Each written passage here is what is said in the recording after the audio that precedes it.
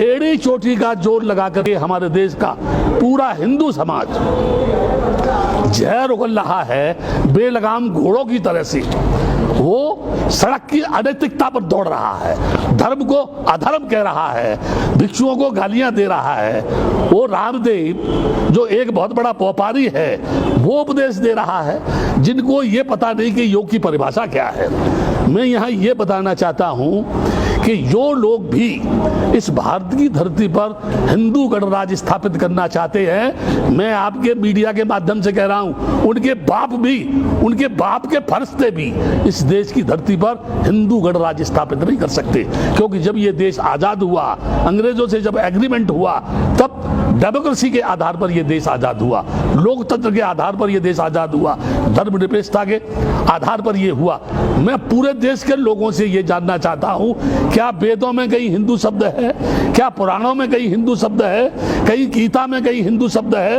रामायण में कहीं हिंदू शब्द है? उपनिषद में कहीं हिंदू शब्द है? किसी भी एक जगह कोई भी इस देश का मनीषी, ब्राह्मण, इस देश का नेता, इस देश का कोई भी उच्च कोटि का आचार, शंकराचार्य ये बताए हिंदू शब्द आया कहां से? What is the means of Hindu? What is the difference? यानी हिंदू से अदर कम्युनिटीज जो है, मैं ये बताना चाहता हूं, केवल डॉक्टर अंबेडकर के संविधान को ये सीधा सीधा नहीं बदल सकते, क्योंकि उस समय इनके पास कोई अंबेडकर नहीं था जो भारतीय संविधान की रचना करता। इस समय भी इनके पास कोई ऐसा मनीषी नहीं है जो संविधान को बदल दे। इसलिए ये राम मंदिर जो है, ये राम मंदिर के माध्यम से हिंदू गणराज्य लाने की कोशिश कर रहे हैं, लेकिन ये भूल गए जब 60 वर्ष की कांग्रेस सड़क पर आ सकती है तो इनके फरिश्तों को भी सड़क पर भीख मांगने से कोई रोक नहीं पाएगा। मैं यहाँ एक बात कहना चाहता हूँ, बड़े बड़े शहंशाह, बड़े बड़े सूफी, यानी हजरत आदम नबी से नीचे जमी के चल बसे थे, नूह किस्ती मान बल्ला यार वो भी चल बसे, जिनका जमी पे था लश्करो फौजो सिया, दिल के अरमा दिल में रहे यार वो भी चल बसे। आज हम उनके चलने का करते हैं भैया, लोग कल हमसे कहेंगे यार वो भी चल बसे। बड़े बड़े राजा महाराजा, औरंगजेब हुआ या अन्य राजा हुए जो तलवार के बूते पर शासन करना चाहते थे, सिकंदर हो या कोई और हो, मर गए, जमीन पर दफन हो गए, उनकी भी कामना पूरी नहीं हुई। तो ये आरएसएस के लोग, ये बजरंग दल के लोग, ये शिवसेना के लोग और चंद ये इस समय नकाबपोश जो नेता है जो पूरे देश को बेचना चाहते हैं, रेल बेच रहे हैं, ये जो है बैंकों को बेचना चाहते हैं, हवाई अड्डों को इन्होंने बेच दिया, ये सारे मुल्क को बेच करके जब बेच देंगे तो ये व्हाट विल बी, यानी what will they do on the land of India? क्या करेंगे इस देश में? क्या करना चाहते हैं ये?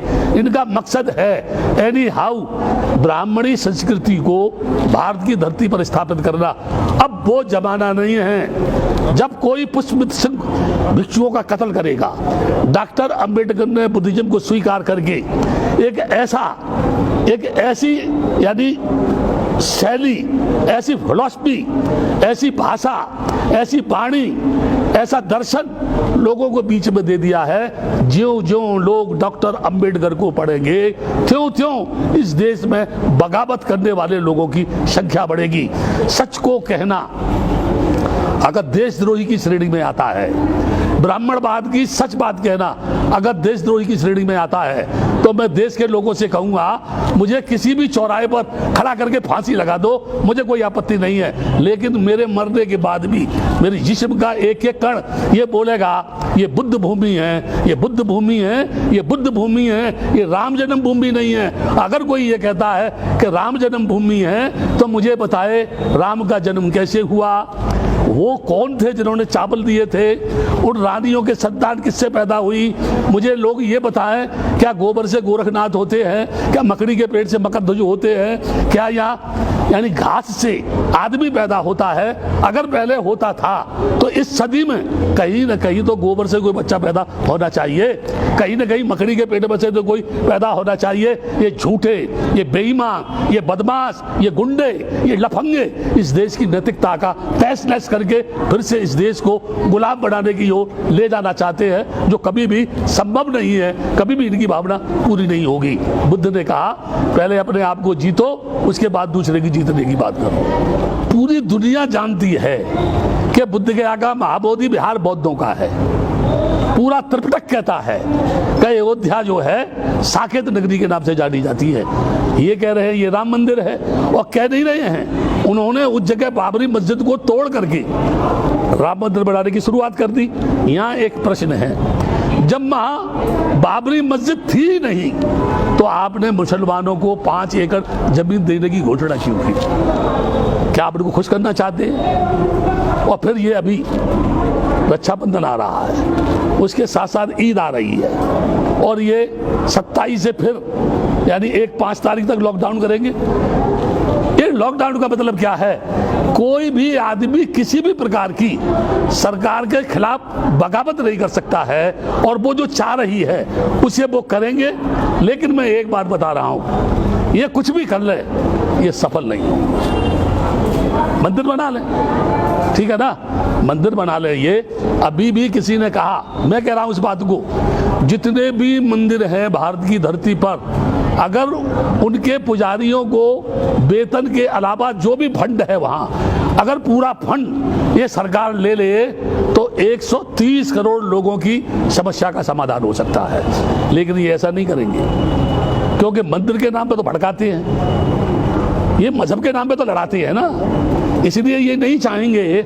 आप मुझे बता दीजिए, जिस भगवान को कभी देखा नहीं, जिस भगवान से कभी बातचीत नहीं हुई, जो भगवान कभी आया नहीं, जिस भगवान को पूर्वजों ने नहीं देखा, लोगों के बाप दादों ने नहीं देखा, और ये कह रहे हैं कि वो है, कहाँ है, किस जगह है? और फिर अंत में कहता हूं, जब आदमी ही दुनिया में नहीं रहेगा तो फिर भगवान को मानेगा कौन? इन मंदिरों में जाएगा कौन?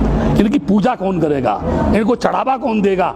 तो आवश्यकता मंदिर बनाने की नहीं, आवश्यकता आदमी के जीवन को बनाने की है, आदमी के जीवन को सुखी बनाने की है, लोगों को अच्छी शिक्षा देने की है, लोगों को अच्छी टेक्निकल एजुकेशन देने की है, लोगों की बेरोजगारी की समस्या हल करने की है, लोगों को नौकरी देने की है, नारी को पढ़ाने की, आगे बढ़ाने की है, उसकी नैतिक यानी शिक्षा के माध्यम से उसके चरित्र का निर्माण करने की है। तब जाकर के इस देश का भला होगा।